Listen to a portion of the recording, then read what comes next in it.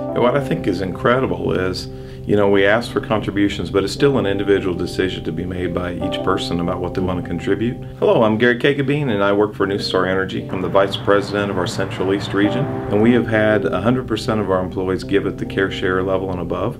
And in addition to that, we've had 23 that were leadership givers. I just think we have a really special team of employees here, and I think that's really what it takes to help make a great contribution. And each one of those employees really feeling from the heart about what they want to help out with.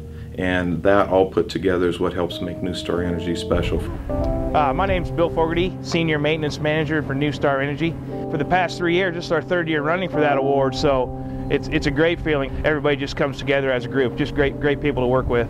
I've been participating in United Way for the past 6 years. Getting out there in the community and seeing what the needs are makes me feel good.